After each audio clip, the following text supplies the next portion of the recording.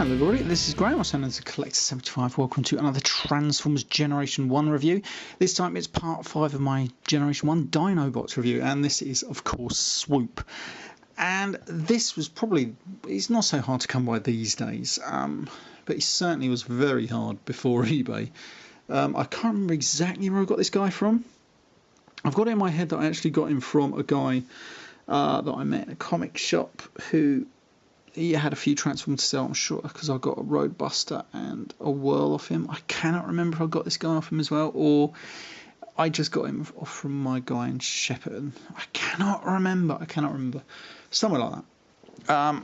But he's a great figure, and I was so pleased to finally get SWOOP, because he was not released in the UK. And he just looks fantastic. I really do like it. I mean, he's very delicate. That could be one of the reasons why they decided not to release it. I don't know. It could have been just pot luck. Maybe they just thought, you know what, if we're going to leave one out, let's leave the odd one out, which was obviously the flying one, and keep all the other 4 land-based ones in. Who knows? They did. I like it how the Dinobots did have weird, like, unofficial nemesis in the Predacons, and I liked that. Didn't come along until a bit later, obviously, but it was kind of cool. Obviously this guy is a pterodactyl. He's got some massively chromed wings and they look great. He's got a little beak here. It's a bit loose on my one and a little bit chewed up. Actually, I don't know if it's going to come out too well on that. But yeah, and the head does keep falling out of there. It doesn't really stay in on my one too well. But he looks pretty cool. He does have some feet down here which do double up as landing gear. That is a bit weird. And he does, well, this one is supposed to have another landing gear in there. This is what the little square is for.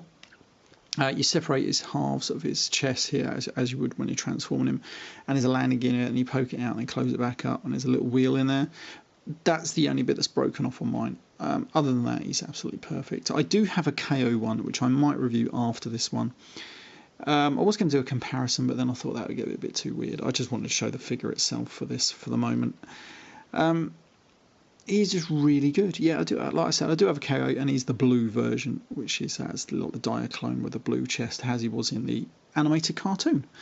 And now he does have a couple of missile launchers. They don't really fire too well. In fact, not at all. You just sort of like got to close them up yourself to hold it in. Oh no, I'm going to do it now. There we go. I can't remember if you could get gold ones. I can't remember if my Diaclone knockoff one does have gold missiles. I can't remember. But that is it. Right, to transform him, you've got to be very delicate when you're transforming this guy. You're going to, first of all, untab these leg sections off the back of him. I did repro label this guy up. That's why the labels look pretty decent. And then this is one of the nerve-wracking bits. You've got to, like, fold these legs, just push them in without breaking these delicate joints off here. Right, so once you've done that, then you take these legs and now the feet rather, and they just rotate around. He really could have done with some heel spurs. It's a shame they couldn't have found a way to give it some, but there we go. Right, so then he does sort of stand up. You fold the wings in, and then the next nerve-wracking part is this bit. You've got to separate these and slide them along 2 sliding joints. Doesn't always want to do it. It can get tabbed in, and then you think, oh my god, how much pressure do I apply to get them into the right place? Actually, I think it is. As you can see, this is where the little wheel section would have been, just in there. As you can see, it's snapped off, so you know you're not getting nothing out of that. And then you fold this down and into position and rotate his little robot head back. Can't really see it there. It always is obscured by this bit. And then you just got to try and get these robot arms out. They're really flimsy and really delicate, so you have to be careful how you do it. Then you've got to try and extend them, and this is again very nerve-wracking because it's very small plastic, very flimsy.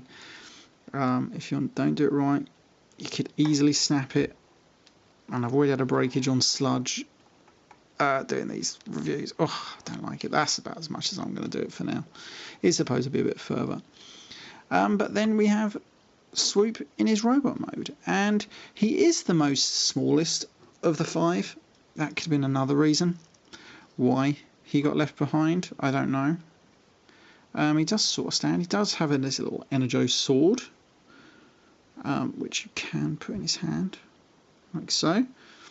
Now, he doesn't actually come with a gun, but you can take the little... He doesn't want to stand up too well either. You can take the little missiles off and he can hold it, but then I prefer the look with him in it like that. So that is SWOOP.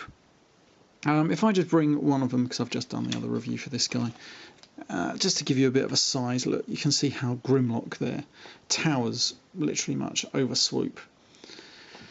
Yeah, I don't know. Maybe that was the reason, again, why he didn't get released in this country. I really don't know. But I just think these guys look great all together. I might get the rest of them out if I haven't put them off. Put the rest away now. They just look great together, don't they? They just really do, all these Dinobots. They were some of the greatest Generation 1 figures, along with the Insecticons. I have to dig my Insecticons out and review them. I can't remember what I've done with them. Anyway, this has been Graham, the Collector 75. I'm going to leave this review there because I think that's it. There's not much more to be said. This is a great character. Let's get Grimlock out of it for a moment. Put him over the side. He's a great character. He's definitely one you should track down in some form. I think he's great. Right, I'm going to end this one there. This has been Graham, the Collector 75. I'll see you all next time. Bye for now.